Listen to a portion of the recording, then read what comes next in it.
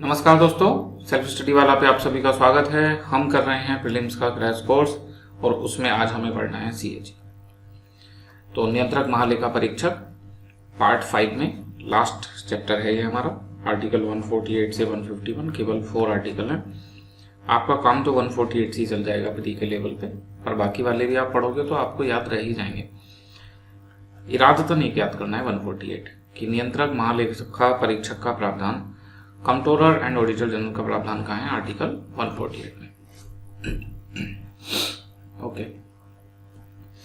तो पार्ट 6 में स्टेट में भी कोई होता है इसका समकक्ष अधिकारी, तो वहां नहीं होता, आप ध्यान रखेंगे। ये वाला जो सीएजी है यही जो राज्य सरकार है उसके लेखा परीक्षा उनको भी यही मेंटेन करता है, ये उनकी जांच करता है। अभी आपको आगे समझ में आएगा। इस तरह की लाइनें काम में आ सकती हैं। He is the head of an Indian audit and account department, Indian audit and account department का प्रधान है ये, है ना। पीसीएस में तो मुश्किल से आएगी, यूपीएससी में इस तरह की लाइन भी आ सकती है कहीं पे कि ये डिपार्टमेंट कब बनाया गया था भाई, Indian audit and account department. तो ब्रिटिश रूल में 1753 में उस समय पे इसको बनाया गया। ठीक, यूपीएससी में कहीं काम आ सकती है। इंडिपेंडेंट बॉडी है, कॉन्स्टिट्यूशनल अथॉरिटी है भाई, आर्टिकल 4 में है संविधान में, तो कॉन्स्टिट्यूशनल तो है ही। इंडिपेंडेंट आप इसको भी पढ़ोगे क्या प्रावधान करे गए हैं तो ये भी खुद ही याद रह जाएगा, है ना। ये लाइन बड़े काम की है, इसको आप ध्यान रखो। Not subordinate to the government, not the part of the executive, सरकार के अधीन नहीं होते, कार्यपालिका का हिस्सा नहीं होते। अलग चैप्टर है भाग 5 में। सबसे पहले जो चैप्टर है एग्जीक्यूटिव, एग्जीक्यूटिव के बाद में फिर लेजिस्लेचर, है ना। तो एग्जीक्यूटिव जो है उसमें आपने क्या क्या पढ़े हैं, president, vice president, prime minister, council of minister, attorney general. Attorney general तो है एग्जीक्यूटिव का पार्ट, एजी है, सीएजी नहीं है ना। सीएजी इसका पार्ट नहीं होते, इंडिपेंडेंट ऑफिस है अभी, तभी तो कह रहे हैं इंडिपेंडेंट है ना। तो ये आप याद रखिए कि ये एग्जीक्यूटिव का पार्ट नहीं होता और गवर्नमेंट का सबऑर्डिनेट नहीं होता। भाई गवर्नमेंट के तो लेखा परीक्षा की जांच ही करनी है, तो इसको उसका सबऑर्डिनेट कैसे बनाए, है ना। इतना समझ आ गया। चलो इसके आगे और देखते हैं। कह रहे हैं ये अपनी रिपोर्ट डायरेक्टली प्रेसिडेंट को सबमिट करता है। ठीक है, ये भी प्रेसिडेंट उसको दोनों हाउस के सामने रखवाते हैं, संसद के दोनों हाउस, लोकसभा राज्यसभा। अगर वो रिपोर्ट अगर स्टेट की है, बताया चूंकि ये स्टेट और सेंट्रल दोनों को देखता है, तो स्टेट वाली रिपोर्ट गवर्नर के थ्रू जो वहां की लेजिस्लेटिव असेंबली और काउंसिल है वहां पे रखवाएगा। समझ गए ना। दोनों की रिपोर्ट बनाता है ये, प्रेसिडेंट के थ्रू पार्लियामेंट में रखी जाती है। आगे लिखा है he is the guardian of the purse, public purse and control the entire financial system of the country. सार्वजनिक धन के संरक्षक है। तो अभी इसका आप काम समझोगे ना तो ये आप खुद समझ जाओगे कि देखो ये क्या क्या काम करता है। हल्का सा रफ आइडिया ले लो आप। इसका जो एक काम है, एक मिनट बस यहां देख लेते हैं। ओके, इसका जो एक काम है, जो कंसोलिडेटेड फंड ऑफ इंडिया है सीएफआई, तो उससे जो पैसा निकला है उसका तो बजट बना हुआ पूरा ना। तो बजट में जो पैसा निकला और उसको किस मद में खर्च करना था उसकी बाद में जांच करता है कि वहीं खर्च हुआ, कहीं और तो नहीं हो गया। और गवर्नमेंट की रिसिप्ट और एक्सपेंडिचर, इन सब की जांच करता है। और अगर इसे कहीं कमी मिलती है तो ये उसको अपनी रिपोर्ट में मेंशन करता है। 3 रिपोर्ट बनाता है, अभी समझेंगे कौन सी। फिर वो प्रेसिडेंट के पास जाती है, फिर पार्लियामेंट को पता चलती है कि अरे गड़बड़ कर दी सरकार ने, तो government is responsible to parliament, है ना। नो कॉन्फिडेंस मोशन लाके उसको हटाया जा सकता है ना यहाँ पे। तो ये एक तरह से क्या कर रहा है, जो इस तरह से पब्लिक फंड है, बजट है, उसका मिसयूज ना हो, है ना। इन सब बातों को ही तो देख रहे हैं। क्लियर। तो अब इसमें बताओ, जिसको ये बेसिक पता है, अब आप लोगों को भी पता चल गया है ना कि सीएजी का काम क्या है, तो बताना उसको ये वाली लाइन याद करने की जरूरत पड़ेगी कि ये जो guardian of the public purse and control the entire financial system of the country, है ना। अब यहाँ आप ये ध्यान रखना कि सेंटर और स्टेट दोनों है ना, पहले भी बता दिया, इसको ध्यान रखना। His duty to uphold the constitution of India and law of parliament in the field of financial administration. वैसे संविधान को अपहोल्ड करना या उसकी मर्यादा बनाए रखना, तो मिनिस्टर शपथ ले रहे हैं या जुडिशरी शपथ ले रही है, ये संविधान को बनाए रखने की शपथ ले रहा है फाइनेंशियल एडमिनिस्ट्रेशन में। तो जब भी फाइनेंशियल एडमिनिस्ट्रेशन के रेस्पेक्ट में ये आए तो आप इसको लिख देना, ठीक। डॉक्टर बी आर अम्बेडकर ने CAG को मोस्ट इंपॉर्टेंट ऑफिसर बताया कॉन्स्टिट्यूशन में, मोस्ट इंपॉर्टेंट ऑफिसर। और क्या बोला इनके बारे में, one of the bulwark of the democratic system of government of India. पर फिर वही कि कौन से सेक्शन में, जो पब्लिक फाइनेंस है उस सेक्टर में, है ना। ये एक बुलवर्क का या रक्षा प्राचीर, क्या बनेगा, ये रक्षा प्राचीर का काम करते हैं जो फाइनेंशियल सेक्टर है उसमें, है ना, ठीक। तो यहां तो इनके बारे में कुछ कुछ बातें हमने देखी, हल्का सा एक आइडिया ले लिया। देखो इसके बाद में इनकी नियुक्ति क्या होती है, धीरे धीरे समझते हैं तो आपको कंप्लीट हो जाएगा। नियुक्ति कैसे हो रही है, अभी प्रेसिडेंट कर रहे हैं, बट प्रेसिडेंट के प्लेजर पे काम नहीं करते। नियुक्त तो राष्ट्रपति कर रहे हैं, लेकिन वो ऐसे इनको हटा नहीं सकते, है ना। नियुक्ति की प्रक्रिया उनके हाथ में है। शपथ जो है वो इनकी काम नहीं आएगी, उसको छोड़ दो आप, है ना। ये देख लो, जो इनका टर्म है वो 6 ईयर और 65, जो भी पहले हो जाए। मतलब कैसे, पता ही होगा, अगर 55 साल में नियुक्त हो गए, 55 साल में, तो 6 साल पहले होंगे या 65 साल के पहले होंगे। जब ये 6 के होंगे तो 61 के होंगे, तो यहाँ पे ये पहले हो गया 6, तो रिटायर हो जाएंगे, है ना।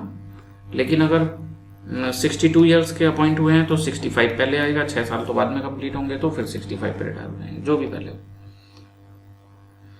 इसका मतलब अगर ये लिख दें कि इनका मैक्सिमम टेन्योर 6 ईयर हो सकता है, ऑब्वियसली ठीक है ना। 6 से कम तो हो सकता है, 64 साल की उम्र में अपॉइंट हुए तो 65 में हट जाएंगे, ठीक। तो लेस देन इक्वल 6 ईयर अगर आ जाए, इसकी जगह थोड़ा मैथमेटिक्स लगा के दे दे आपको, लेस देन इक्वल 6, तो वो भी ठीक है ना। ये सब सारी बातें याद नहीं करी जाती, कुछ समझी जाती हैं। चलो, ये इनका टेन्योर है। इसके बाद में रिजाइन कर सकते हैं, कभी भी ऑब्वियसली कर सकते हैं ना। किसको करेंगे, बस ये याद रखना है कि प्रेसिडेंट को रिजाइन कर सकते हैं, ठीक, डन। तो ये जब चाहें प्रेसिडेंट को ऐसे रिजाइन कर सकते हैं। CAG not answerable to any executive authority, अभी तो समझा, है ना। डायरेक्ट ये प्रेसिडेंट को रिपोर्ट सौंपते हैं और पार्लियामेंट के बिहाफ पे काम कर रहे हैं, संसद के बिहाफ पे। जो संसद का कंट्रोल है या जो ड्यूटी है कि वो एग्जीक्यूटिव पे कंट्रोल रखे, तो उसमें मदद करना है, तो एग्जीक्यूटिव को आंसरेबल नहीं होंगे, है ना। अब इन्हें हटाया कैसे जाता है, तो एक तरीका तो ये है, हमने बताया कि रिजाइन कर दें, और दूसरा तरीका है, देखो ध्यान से पढ़ना, इसको लिखा है removed by the president on the same ground and in the same manner as a जज ऑफ द सुप्रीम कोर्ट। तो सुप्रीम कोर्ट के जज को जिस ग्राउंड और जिस मैनर से हटाया जाता है, उसी ग्राउंड और उसी मैनर से इनको हटाया जाता है। तो सुप्रीम कोर्ट तो हमने पढ़ा है अपनी पिछली वाली क्लास में, आपको पता ही है फिर, है ना। वो सेम प्रक्रिया यहाँ, इसका मतलब इनके लिए संविधान में महाभियोग शब्द का प्रयोग नहीं किया गया, इम्पीचमेंट, है ना। और वो ग्राउंड क्या थे, प्रूव्ड मिसबिहेवियर और इनकैपेसिटी के ग्राउंड पे। हटाने की प्रक्रिया संसद तय करेगी, संविधान में ये लिखा है। फिर संसद ने वो जज इंक्वायरी एक्ट है, क्या है, वो बना दिया और उसके माध्यम से जजों को बता दिया इम्पीचमेंट से हटाया जाएगा, पूरी प्रक्रिया लिख दी। और राष्ट्रपति की प्रक्रिया से मिलती जुलती है, छोटे छोटे अंतर हैं, अंतर तो 7-8 हैं, लेकिन छोटे छोटे अंतर हैं, ठीक। तो हमने 2 बातें देख ली कि CAG के बारे में, कि इनका टेन्योर क्या होता है, इनको हटाया कैसे जा सकता है ना। 2 बेसिक बातें अभी हमने देखी। उससे पहले कुछ जनरल बातें देखी थी कि पब्लिक फाइनेंस में बुलवर्क होते हैं, ये सब, है ना।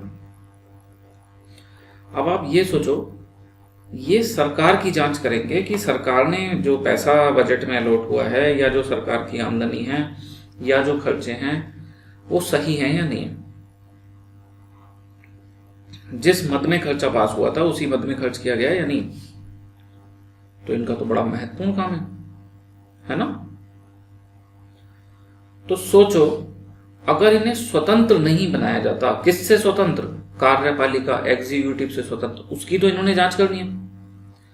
तो वो क्या करते, इनको अंडर प्रेशर ले लेते, है ना, कि कुछ घोटाला करके इनको जांच में कि भैया रिपोर्ट सही बनाओ वरना हम आपको पद से हटा देंगे, या लालच देते थे कि रिपोर्ट सही बनाओ तो हम तुम्हें 65 साल के बाद भी नियुक्त रखेंगे, किसी और पद पे नियुक्त कर देंगे, एग्जीक्यूटिव के अंदर जो भी पद होता है। तो इनको स्वतंत्र रखना जरूरी है ना। तो वही जो हम पहले पढ़ चुके हैं, किसी को स्वतंत्र करना है तो उसका डर खत्म करना पड़ेगा, और लालच। डर कैसे खत्म होगा? कह दो कोई आपको हटा नहीं सकता आपके पद से। फिक्स प्रक्रिया, फिक्स ग्राउंड। तो अगर आप इन ग्राउंड का उल्लंघन नहीं करते हो या इन ग्राउंड पे आप कुछ गलत काम नहीं करते हो तो आपको कोई नहीं हटा सकता। तो आदमी क्यों डरेगा? फिर वो ईमानदारी से काम करेगा, है ना। अगर पैदाइशी बेईमान नहीं होगा तो फिर ईमानदारी से काम करेगा। मतलब ऐसा नहीं है, उसका नेचर अगर बेईमानी का नहीं होगा और उसे पद की सुरक्षा दे दी जाए तो बहुत चांस है कि वो ईमानदारी से काम करे। और अगर उसके नेचर में ही बेईमानी है फिर तो आप उसको दुनिया जान की सुरक्षा दे दो, पैसा दे दो, वो फिर भी बेईमानी करेगा।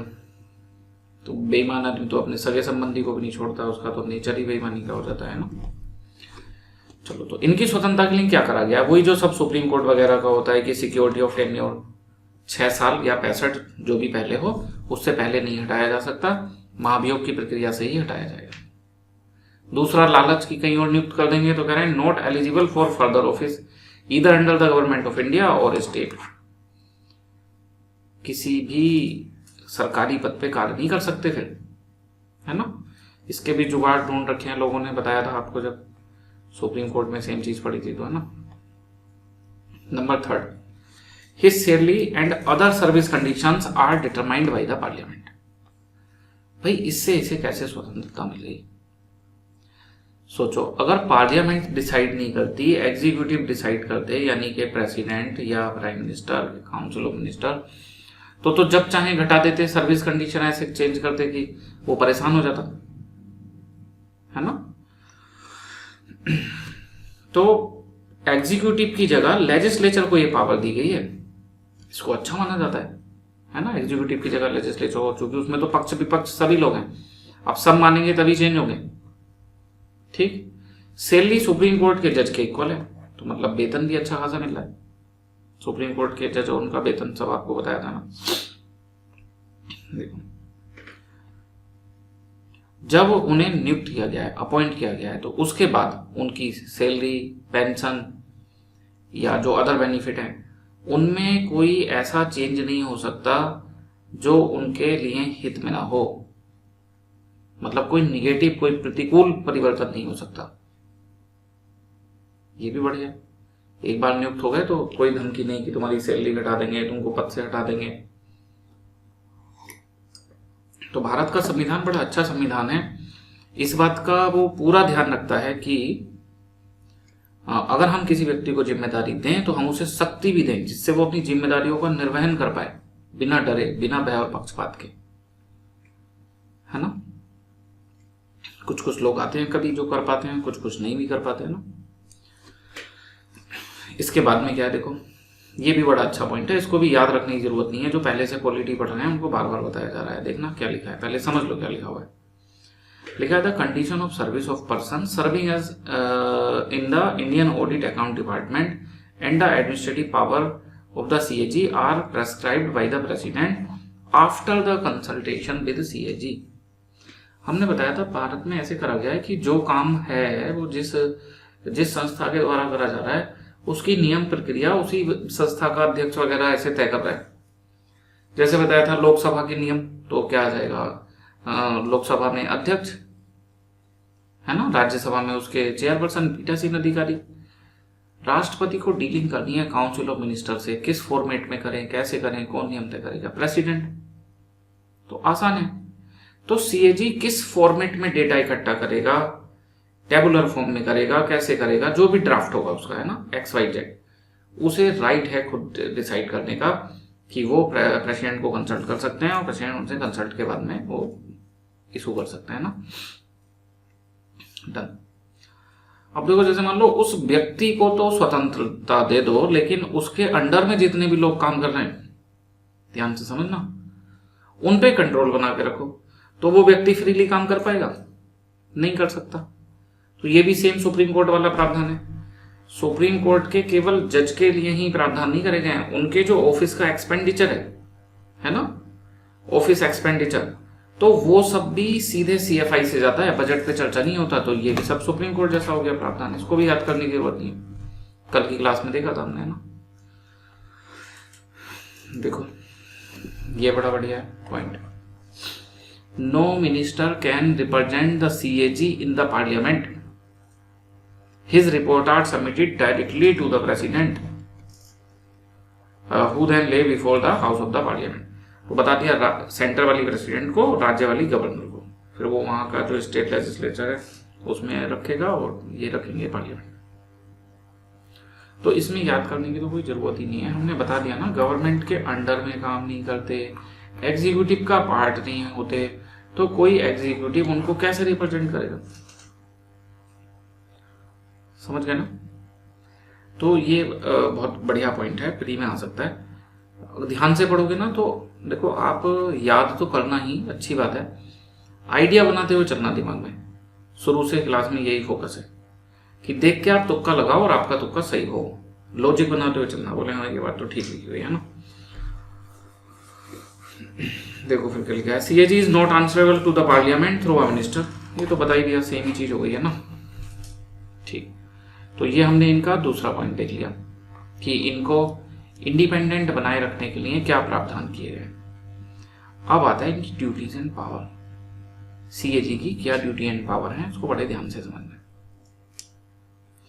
पेपर में ऐसे आ जाए कि सीएजी की ड्यूटी एंड पावर भारतीय संविधान में लिखी हुई है। जैसे जैसे जो भारत के फाइनेंस कमीशन है उसकी ड्यूटी इंडियन कॉन्स्टिट्यूशन में लिखी हुई है ना। कौन सा आर्टिकल है ये आपको कमेंट बॉक्स में बताना है। डन। तो ऐसे इनकी ड्यूटीज भी लिखी हुई है, तो ध्यान रखना ऐसे नहीं लिखे। देखो आर्टिकल 149 148 के बाद दूसरा आ गया। अब आपको इसे याद करने की जरूरत नहीं है क्योंकि काम का नहीं है, बट दिमाग में आइडिया तो बनी गया। पहले पद बनाएंगे फिर बताएंगे उसके क्या क्या काम है। तो 149 में ड्यूटी है ना। तो लिखा है the constitution authorise the parliament to prescribe the duties and power of the CAG. संवैधानिक पद तो है ये, बट इसके दायित्व संविधान में नहीं लिखे, वो संसद को बता दिया, संसद तय करेगी। और संसद ने इस अधिनियम से दायित्व तय करे हैं। ये लॉ जो है ये पीसीएस में तो काम नहीं आएगा, लेकिन यूपीएससी में ऐसे स्टेटमेंट भी आ जाते हैं कि सीएजी की जो ड्यूटी पावर है वो इस एक्ट से मिलती है। कई बार आता है ना 3 स्टेटमेंट का क्वेश्चन, कई बार तो 4 5 6 7 स्टेटमेंट भी दे देते हैं छोटे छोटे को, तो वहां काम आ जाएगा। इस एक्ट को 1976 में अमेंड करा गया। क्यों अमेंड करा गया है ये हम समझेंगे अभी थोड़ी देर में। 1971 का अधिनियम है जिसे 1976 में संशोधित किया गया है। ठीक है, इससे आगे का बढ़ते हैं। तो इस अधिनियम ने, जो ये 1971 का अधिनियम है, इसने सीएजी के क्या क्या ड्यूटी प्रेस्क्राइब की हैं कि क्या उनकी ड्यूटी है। तो सबसे पहले लिखा है कि उन्हें ऑडिट करना है, लेखा परीक्षा करनी है। किसका ऑडिट करना है भाई? कंसोलिडेटेड फंड ऑफ इंडिया का, consolidated fund of each state, बताया था स्टेट वाले भी यही करता है ना। And consolidated fund of each union territory. Paper में ऐसे दे देगा कुछ भी कंफ्यूज करने के लिए कि ये स्टेट और सेंटर के जो फंड हैं सीएफआई उन्हें ऑडिट करता है, लेकिन यूनियन टेरिटरी के इंडिपेंडेंट बॉडी से ऑडिट कराए जाते हैं। हाँ, तो ध्यान रखना कि जहां पे भी जिन यूनियन टेरिटरी में लेजिस्लेटिव असेंबली हैं, यानी कि दिल्ली पुडुचेरी एंड जम्मू एंड कश्मीर, तो वहां भी ऑडिट ये करेगा उनके जो स्टेट फंड है उसका, और स्टेट में भी और सेंटर में भी, जो भी कंसोलिडेटेड फंड है। आसान है पहला काम याद रखना, कोई बहुत भारी बात नहीं है ना। देखो दूसरा काम क्या है, इस फंड के बाद में कौन सा फंड आता है? कंसोलिडेटेड फंड के बाद में contingency fund, audit all expenditure from the contingency fund of India and the public account of India and for each state. 3 parts होते हैं कुल मिला के, consolidated fund, contingency fund done, और पब्लिक अकाउंट। तीनों का ऑडिट करता है, तीनों का। ठीक है, तो इसको याद रखिए, 2 बातें समझ ली। सीएफआई का अलग से बता दिया और कंटिजेंसी फंड का यहां पे बता दिया। अंतर क्या है, उस वाले में यूटी भी लिखी हुई है कंसोलिडेटेड फंड के मामले में, और इस मामले में यूटी नहीं है। समझ गए ना? बस ऐसे धीरे धीरे करते चलो, एक बार क्लास सुन लोगे, एक बार फाइल पढ़ लोगे, अपने आप याद हो जाना है। फिर सीधे 30-35 क्वेश्चन इस चैप्टर पे आए हुए हैं पीवाईक्यू में, उनको सोल्व कर लेना। और क्या करता है, लिखा है auditing all trading, manufacturing, profit and loss account, balance sheet and other subsidiary account kept by any department of the central government और स्टेट गवर्नमेंट। यहां से समझो क्या कहना चाह रहे।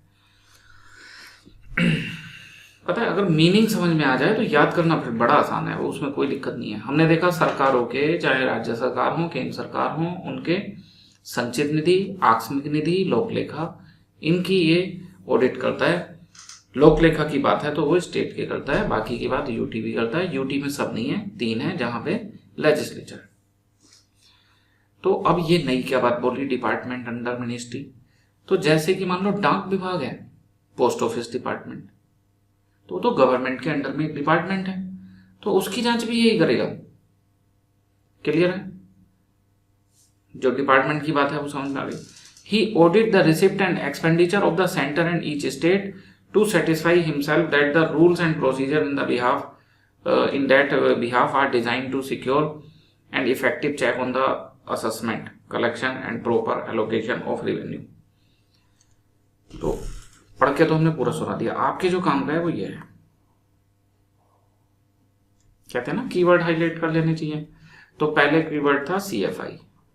किसका सीएफआई? तीनों का, सेंटर का, स्टेट का एंड जो यूटी है उनमें जहां लेजिस्लेचर है, यूटी विद लेजिस्लेचर। दूसरा कीवर्ड था आपका contingency fund and public account, इसमें 2 अब भी। तीसरा था ये जो गवर्नमेंट है, सेंटर की, स्टेट की या यूटी की, कहीं गई, इनके अंदर में जो डिपार्टमेंट आते हैं उनका। और फोर्थ में क्या है, ये खाली सरकार के अंदर वाले पर्स के कहाँ पैसा निकला, कितना गया, कितना खर्चा है, यही नहीं, अदर जो रिसिप्ट एक्सपेंडिचर हैं उन सब की जांच करता है ना। बहुत बड़ा अमाउंट होता है, ऐसे 54 लाख करोड़, 56 लाख करोड़, तो उसकी जांच होना तो जरूरी है।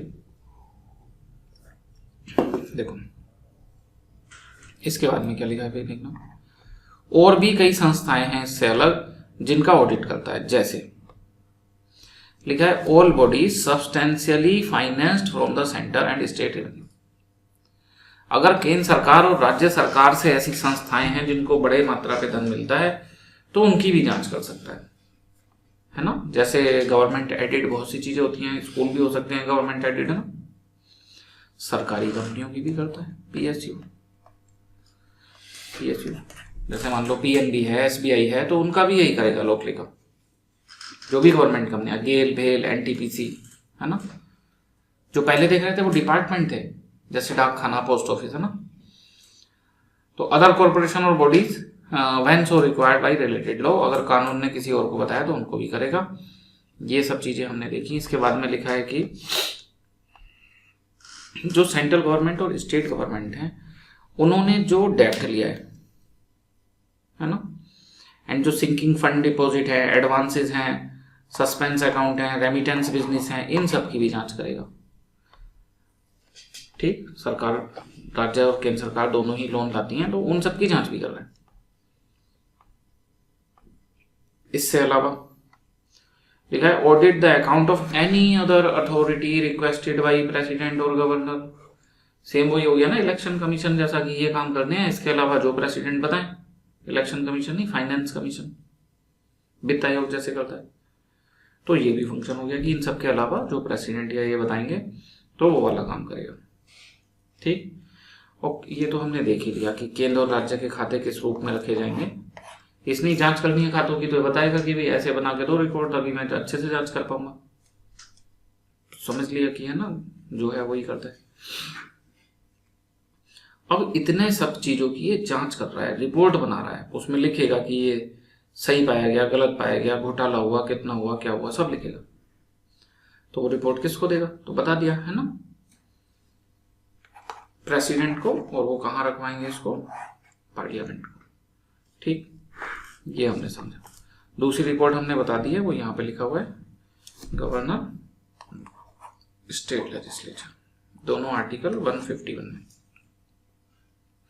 मतलब इसकी रिपोर्ट 151 में है।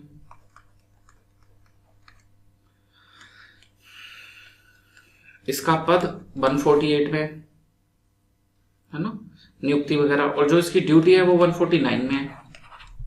कह रहे थे ना, अपने आप याद हो जाएंगे धीरे धीरे।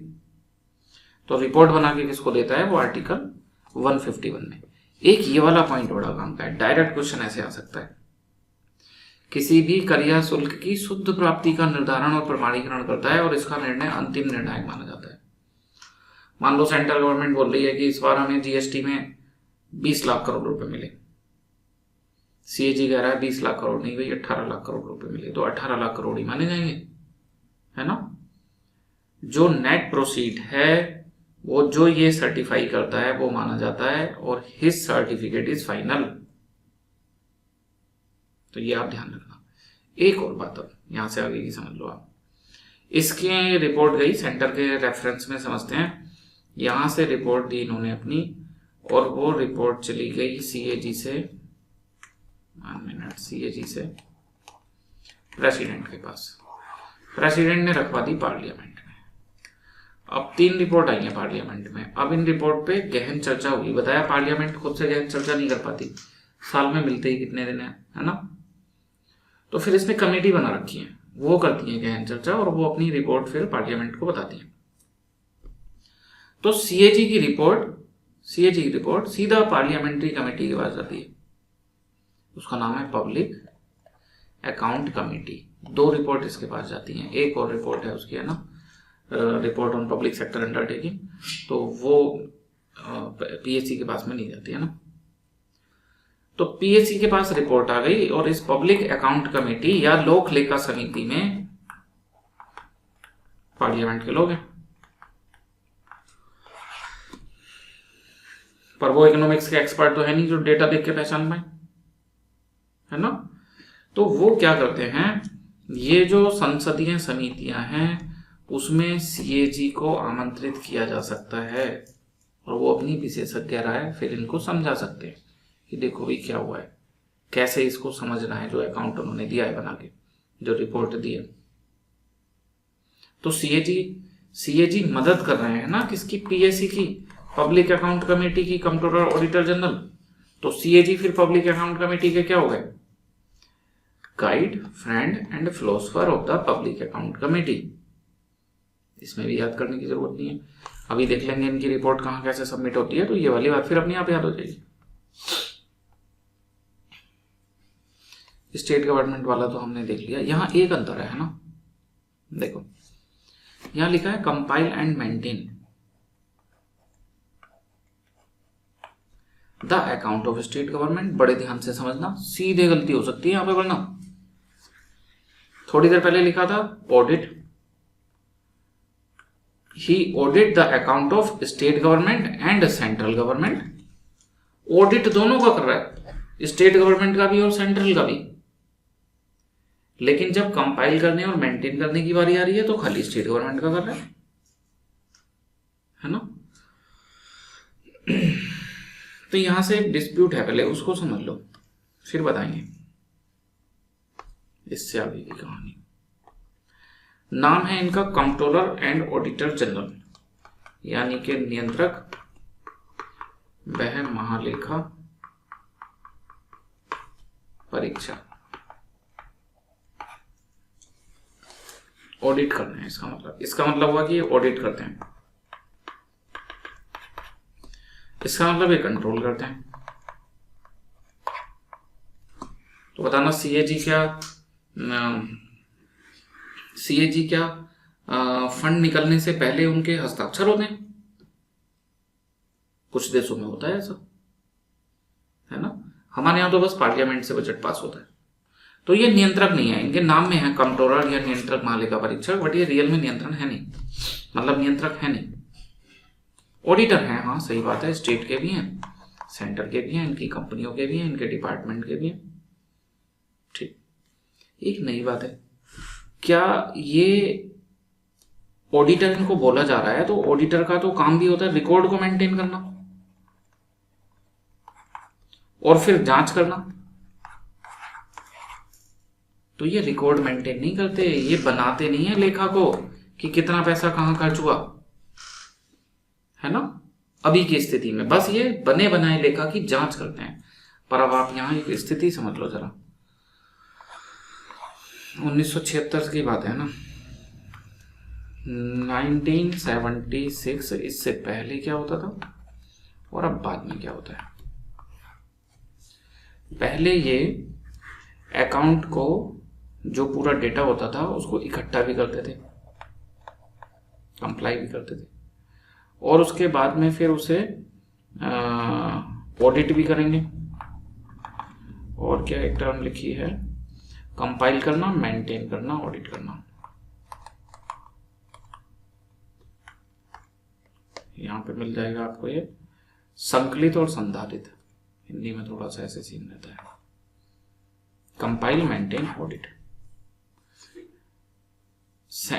दोनों का, ये तीनों काम कर रहे थे, दोनों के, सेंट्रल गवर्नमेंट के भी और स्टेट गवर्नमेंट के भी।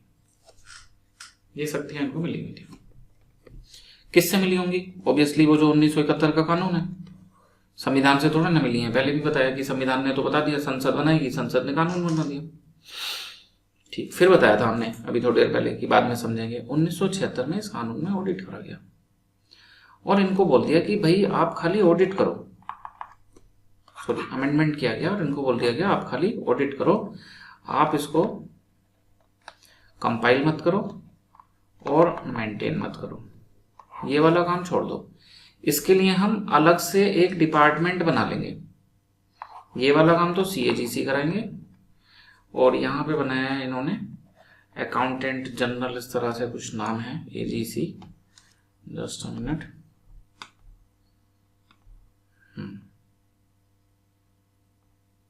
CGA, controller general of account. ठीक, CGA नाम का ये वाला अकाउंट है, कंट्रोलर जनरल अकाउंट, CGA बना दिया।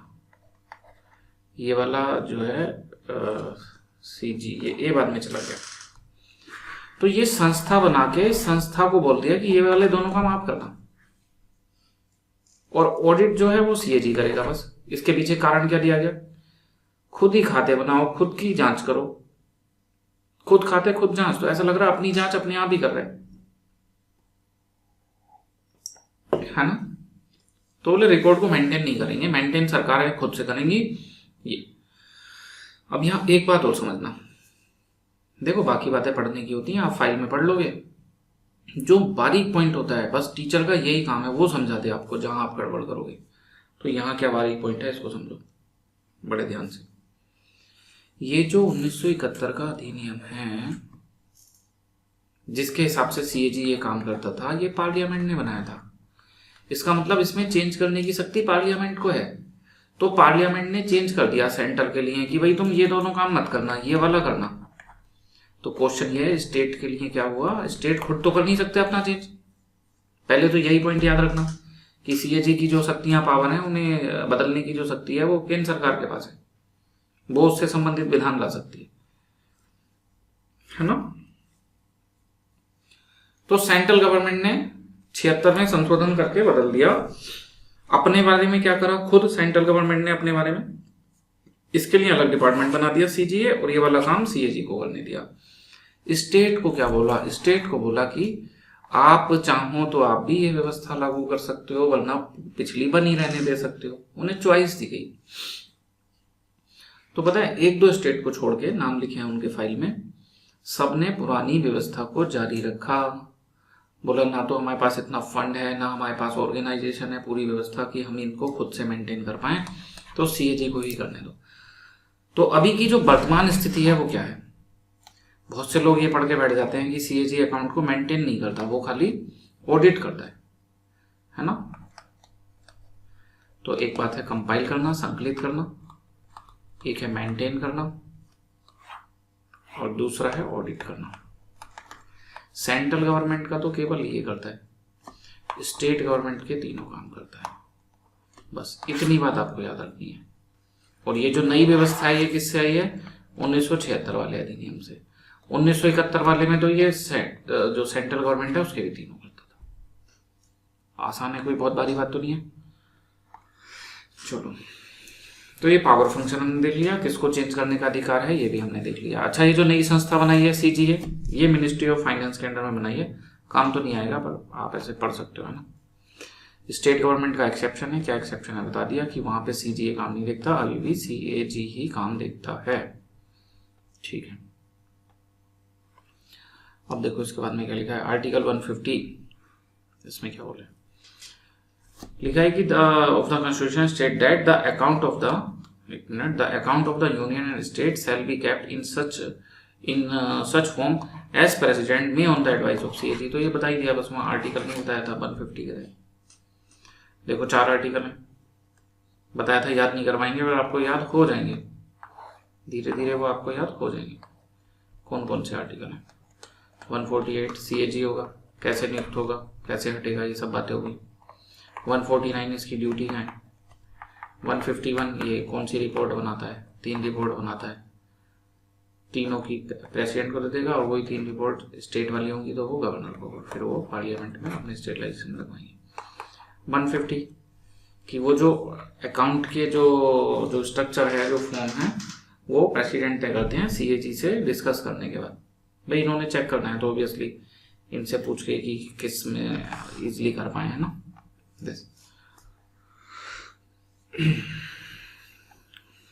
ठीक, तो ये सब आप पढ़ लेना। स्टेट में, सेंट्रल गवर्नमेंट में क्या अंतर है, सीएजी एंड सीजीए, है ना। तो ये हमने बता ही दिया। अब आती है ऑडिट रिपोर्ट, आर्टिकल 151। देखो तो 3 ऑडिट रिपोर्ट ये बनाने हैं, 3 ऑडिट रिपोर्ट। एक है विनियोग लेखापल रिपोर्ट। विनियोग एप्रोप्रिएशन बिल पता है कब आता है? हम लोग वहां पे बात कर रहे थे कंसोलिडेटेड फंड, कंटिजेंसी फंड। तो ये क्या है? एप्रोप्रिएशन बिल तब आता है जब कंसोलिडेटेड फंड ऑफ इंडिया से पैसा निकालना हो। बजट में मद है कि कहां कहां कैसे होगा, पर फिर वो पैसा निकालने के लिए उसे पास कराना पड़ता है पार्लियामेंट से। एप्रोप्रिएशन बिल पास हो जाता है तो फिर सीएफआई से पैसा निकाला जाता है। तो उसका जो अकाउंट है, कितना पैसा निकाला, कहां कहां खर्च करना है, उसको ऑडिट करते हैं। तो audit report on appropriation account बोल दो या कंसोलिडेटेड फंड ऑफ इंडिया बोल दो, वो भी बोला जा सकता है इसको, है ना। ठीक है, एक फाइनेंस अकाउंट पे बनाते हैं, क्या रिसिप्ट है, क्या एक्सपेंडिचर है। और एक पब्लिक अंडरटेकिंग यानी कि जो सरकारी कंपनियां हैं, गेल, भेल, एनटीपीसी, जो सरकारी कंपनियां, उनकी रिपोर्ट। देखो सरकारी कंपनी को बोल दिया सार्वजनिक उपक्रम पर रिपोर्ट, ये वित्त लेखा पे और ये विनियोग लेखा पे। 3 रिपोर्ट हो गई, आसान है, कोई दिक्कत की बात नहीं है। ये तीनों रिपोर्ट किसको देंगे? प्रेसिडेंट को। प्रेसिडेंट कहाँ रखवाएंगे? पार्लियामेंट में। और पार्लियामेंट के बाद ये रिपोर्ट कहाँ जाएगी? देखना, ये वाली जो शुरू वाली 2 रिपोर्ट थी, वित्त लेखा वाली और विनियोग वाली, ये तो जाएंगी पीएसी के पास, पब्लिक अकाउंट कमेटी, है ना। और जो तीसरी रिपोर्ट है वो इसकी एक अलग कमेटी होती है, कमेटी ऑन पब्लिक अंडरटेकिंग, तो वो उसके पास आती है। ठीक है, अब जो पीएसी है इसके बारे में तो हमने बता दिया, पब्लिक अकाउंट कमेटी, है ना। पार्लियामेंट में जब कमेटियां पढ़ रहे थे तो वो ऑप्शन ने सब देख लिया था। क्या कंट्रोलर ऑडिटर जनरल पीएसी का सदस्य होता है? सदस्य नहीं होता है ना, जाता है मीटिंग में, इनवाइट किया जाता है। कुछ लोगों को ऐसे शक्तियां मिली हुई हैं, अटॉर्नी जनरल के पास है, सीएजी के पास है ना, कि वो संसद की समितियों में भाग ले सकते हैं। ठीक, रोल क्या है सीएजी का? तो देखो बहुत सारे पॉइंट बहुत तरह की लैंग्वेज में लिखे हुए मिलेंगे, बट जो सबसे मेजर आपको उसका एक सार समझना है कि भारत का जो फाइनेंशियल डेमोक्रेसी है या जो फाइनेंशियल जो जो कंट्रोल है उसको बनाने का काम करता है। एग्जीक्यूटिव के ऊपर कंट्रोल रखता है। एग्जीक्यूटिव के ऊपर कंट्रोल रखना जिम्मेदारी किसकी है संविधान के अनुसार? संसद की। तो आप ऐसे भी बोल सकते हो कि संसद एग्जीक्यूटिव को इकोनॉमिक स्फीयर में, फाइनेंशियल स्फीयर में रेस्पॉन्सिबल ठहरा पाए, उसके लिए ये संसद की, पार्लियामेंट की मदद करता है। अब जितनी बातें आप ऊपर से नीचे तक पढ़ोगे वो सबका एक ही निचोड़ होगा, तो सबको रटने की जरूरत नहीं है, आइडिया बना लिया। अब देखो पढ़ के देखते हैं एक एक। Role of CAG is to uphold the constitution of India and law of the parliament in the field, पढ़ लिया पहले। Accountability of the executive to the parliament, executive की पार्लियामेंट के लिए in the sphere of financial administration is secure through the report of CAG।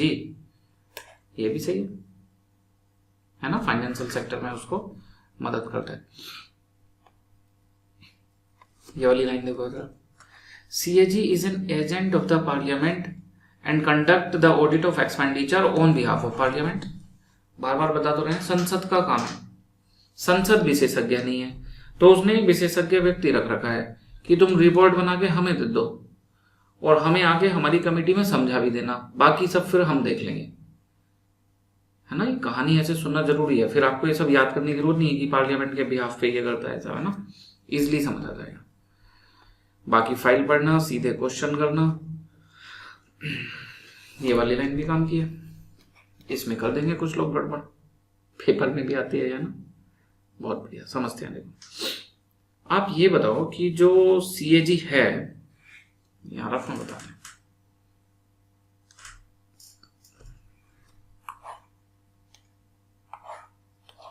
CAG सरकारी लेखाओं की जांच करता है, ये बात तो समझ में आ गई।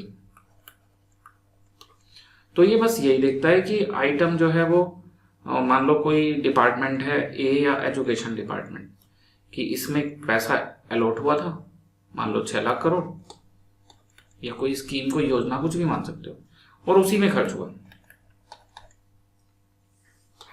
तो CAG बस इसकी ही जांच करेगा। CAG ये जांच नहीं करेगा कि 6 लाख बोले थे, 6 लाख खर्च करे हैं, लेकिन ज्यादा करे हैं, ये काम तो 4 लाख में हो जाना चाहिए था, आपने ज्यादा कर दिए, घोटाला हो गया, स्कैम हो गया, ये एक 4 लाख का खर्चा 6 लाख में कर रहे हो, दिस इज अ स्कैम। तो CAG ये जांच नहीं करता, लोगों को ऐसे लगता है, लेकिन CAG प्रोप्राइटी ऑडिट भी करता है, मितव्ययता ऑडिट भी करता है।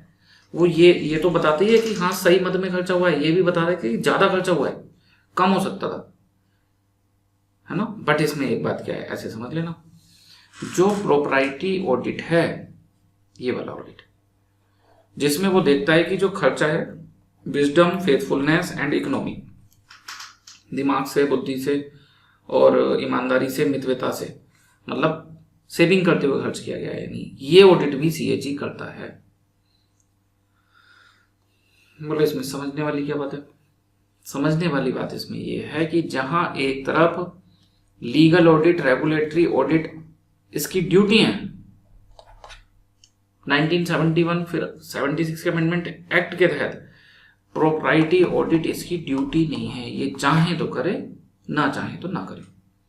अब यहां से आप ये समझो, अगर प्रोप्राइटी ऑडिट ये करता है, ये लाइन पेपर में लिखी हुई आई, तो ये सही भी हो सकती है, गलत भी हो सकती है, किस पे डिपेंड करेगा। अगर ये लिखा हुआ आता है कि CAG की ड्यूटी है प्रोप्राइटी ऑडिट करना, तो गलत हो जाएगा। और लिखे CAG can do propriety audit also, है ना, तो सही हो जाएगा। मतलब शब्दों का खेल है, वही लाइन थोड़ी सी बदल के लिख दो, सही भी हो सकती है। समझ में आ गया ना।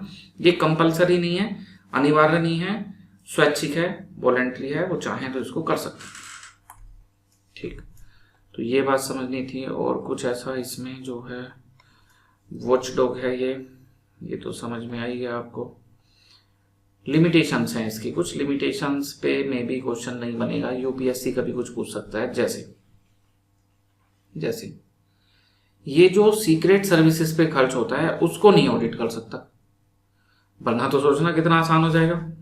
इसने सारे सीक्रेट सर्विस के खर्चे ऑडिट करे हैं कि पाकिस्तान में हमारे इतने जासूस हैं, उनको इतना इतना रुपया जाता है, सारी डिटेल इसके पास है, और पाकिस्तान की खुफिया एजेंसी ये ढूंढने में लगी है कि भारत के कितने जासूस हमारे यहाँ हैं, कौन कौन है। तो उनके लिए तो बड़ा आसान हो जाएगा ढूंढना, है ना। तो उन डिपार्टमेंट को सीधा पैसा दिया जाता है, कहाँ खर्च हो रहा है ये नहीं ऑडिट किया जाता, क्योंकि उसका रिकॉर्ड बना के नहीं रख सकते ऐसे ना। तो ऐसे कुछ कुछ इसकी लिमिटेशंस हैं, इनको आप पढ़ लेना, ये आगे का आपको पढ़ के समझ आ जाएगा सब। कुछ और एक्स्ट्रा है जो समझाने का है तो देखते हैं जल्दी से। ओके,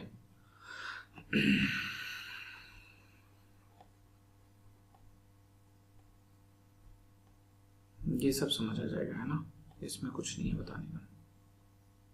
गवर्नमेंट कंपनी का ऑडिट करता है ये भी हमने बता दिया,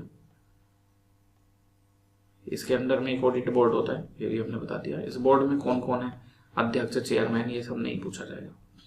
तो CAG पार्ट 5 भी अपना कंप्लीट हो गया। अब कल से हम पार्ट 6 करेंगे। इसको कैसे करेंगे, जैसे यहाँ PM पढ़े हैं, यहाँ CM पढ़ेंगे, वहाँ प्रेसिडेंट पढ़े हैं या गवर्नर पढ़ेंगे, इनमें थोड़े थोड़े अंतर हैं।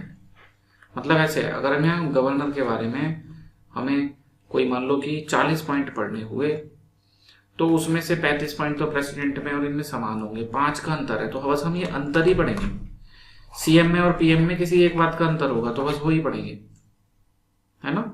जैसे यहाँ पार्लियामेंट है, वहाँ स्टेट लेजिस्लेचर है, तो मुश्किल से 3-4 अंतर हैं, तो वहां अब हमें पूरा स्टेट लेजिस्लेचर नहीं पढ़ना, है ना।